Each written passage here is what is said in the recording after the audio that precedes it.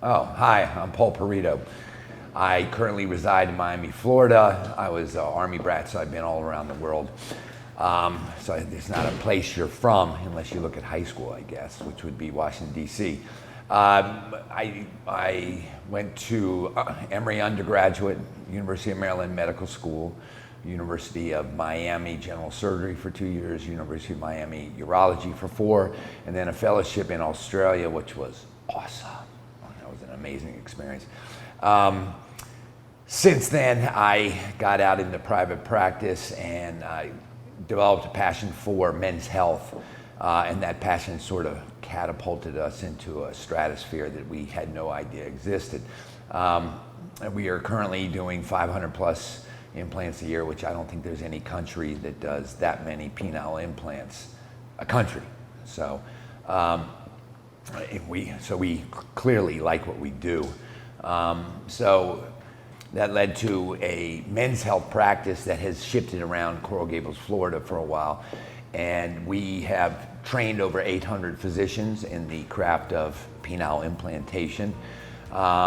We have hosted many events related to men's health in Coral Gables, including some of the coolest meetings where you get together everybody, the psychiatrists, the endocrinologists, and everybody has to try to be on the same page in one day, which is pretty hard when you're dealing with physicians.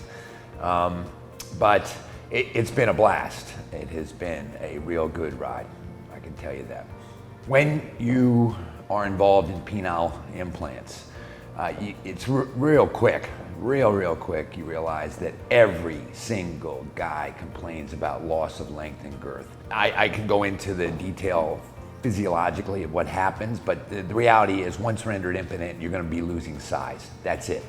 Penile implant does not make a penis shorter. So in the process of dealing with these men who've had their penis undergo atrophy and they don't recognize their penis anymore, and it's devastating for them, and it's my fault or it's the implant's fault, and nobody really blames nature and the loss of erectile function.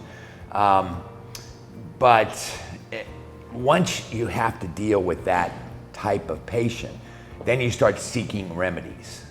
It's a natural inclination.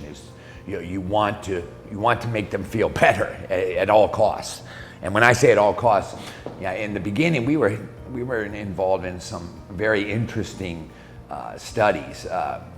For example, putting in vascular grafts on a penis, which we didn't hurt anybody. Did we help anybody?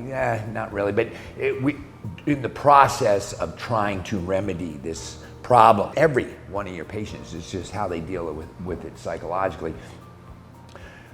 We started developing different concepts and different physiologically based principles for penile girth enhancement, not penile lengthening. And if you want to, we'll talk about that in a while. But that's where the concept started. And so I've been doing this penile implant thing for 25 years. And I believe we really started getting into looking at girth about 15 years ago, and then focusing on what we currently have, which is the use of hyaluronic acid using a specified technique, probably 10, 11 years ago. So this has been a long, convoluted process, but I think that's most importantly what makes it safe.